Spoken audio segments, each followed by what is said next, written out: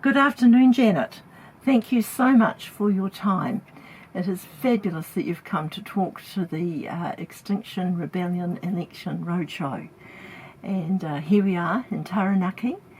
To start with, could you tell us a little bit about yourself, just so that those of us who see this get a sense of who you are?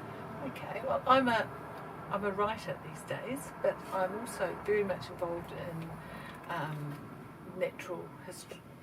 I write in areas about the areas of natural history, and I'm also very much involved in Forest and Bird and Birds NZ. I'm very keen on birds, and so I've been a teacher and I've done a whole lot of different things. So that's where I've ended up at the moment.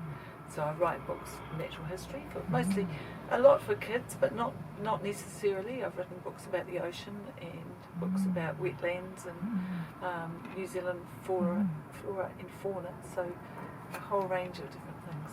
So over the last little while, you have been noticing changes, I'm sure, in the area of inquiry that you're doing, which maybe you started just going, wow, look at all this wonderful natural history and natural environment.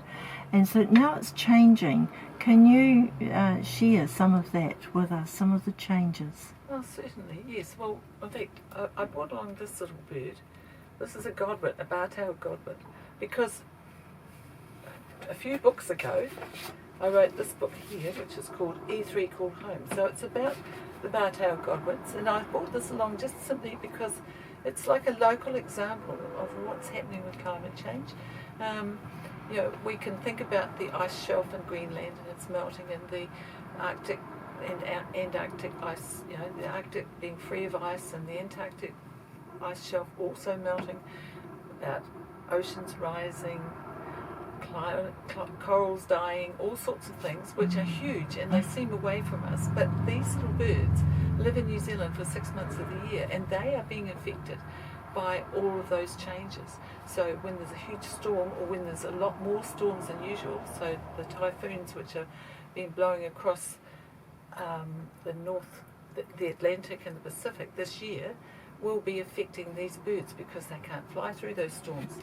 Big storms at sea kill lots of birds. The birds are really good at waiting out and knowing when storms are coming, but they won't escape everything. So all of these things affect every creature. Everything is interconnected, and all things are being affected by climate change.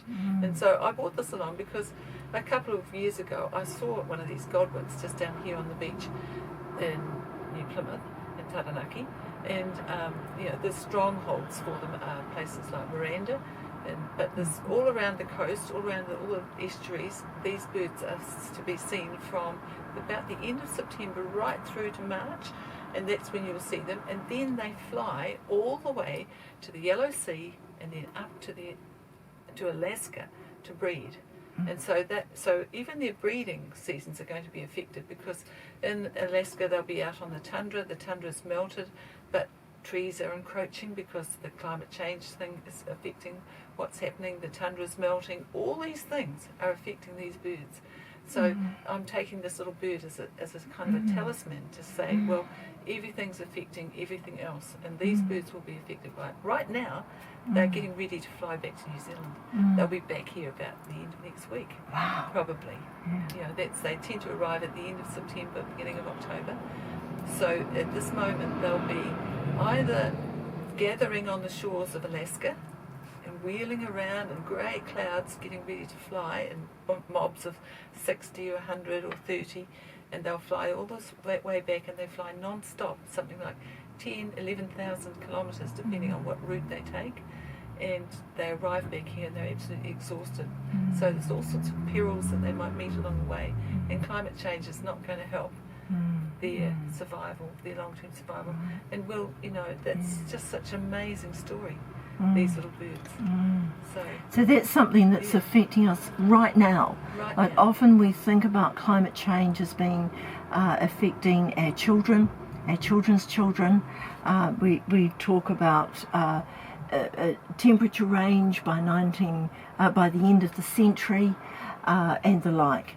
But you're saying right now, Yeah. these birds are under threat because of the climate change. Well, it'd be climate change and people's reaction to climate change as well, to some extent. Tell me more about the people's reaction to Well, climate for change. instance, these birds, like they feed in estuaries around coasts with rising seas, higher tides. Then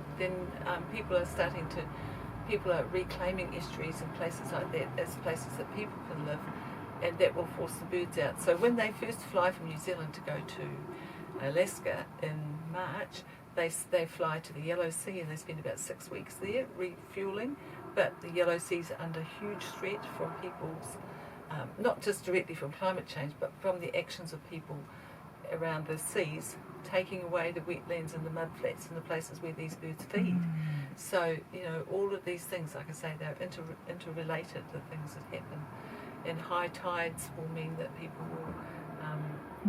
people themselves will start to retreat and take over the places where the birds might live. So, there's just all a big interconnected system. I'm sure you've got some ideas of what we should do to avert this catastrophe represented by this bird.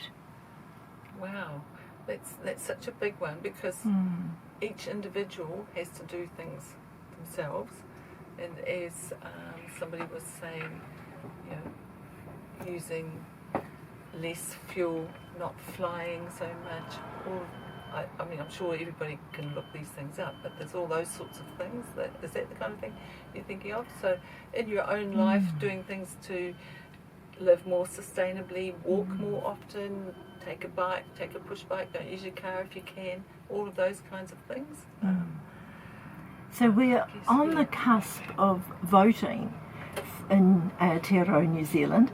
I wonder what vision you might have for the new government coming in, the incoming government, to help us make some of these changes. Well, certainly the Labour Party said that was their number one priority at the beginning of the last election, didn't they? I think they did, and I think that's something that we should be pushing if they are the next government, for them to be really active, to remind them of that fact, to say, well, you said this is our flagship moment, this is our nuclear moment, we should be starting to look at address climate change. We haven't got long, and therefore we need to start doing it now, and we all need to be doing it, and it has to be led from the bottom, from the grassroots, each one of us taking change, doing things that we can, but also it needs to be led from the top. So people who are in a position, as with the whole COVID-19 thing, the government has been brilliant at leading us through that. Well, the government could do the same thing with climate change, and must do, because there's no choice. So that's massive that you're saying, like, we have changed the way we greet each other. We have changed the way we gather together. We have changed our hand washing habits as individuals led by the government.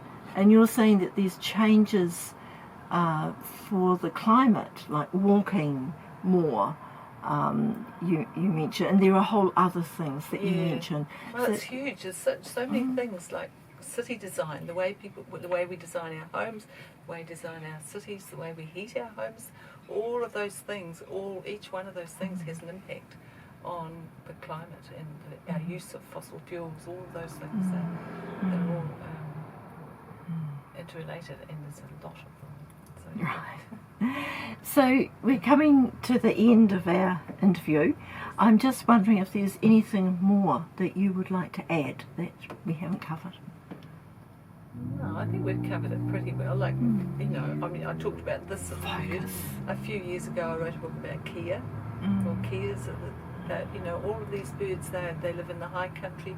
They live in the snowy areas. All of those things are changing. The glaciers are melting.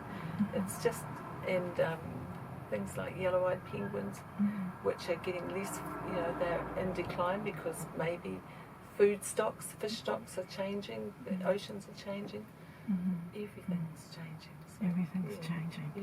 And it's really urgent, is what I It is, hear you yes, say. that's right. Yeah.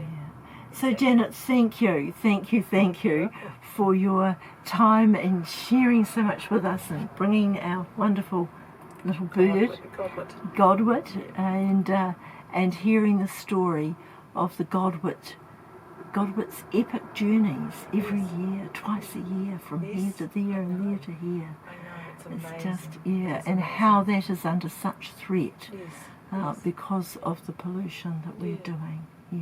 But Thank everything, yes, that's right, everything, in every area you can find examples once you start looking and Thank thinking. you. Yeah, right. Thank you.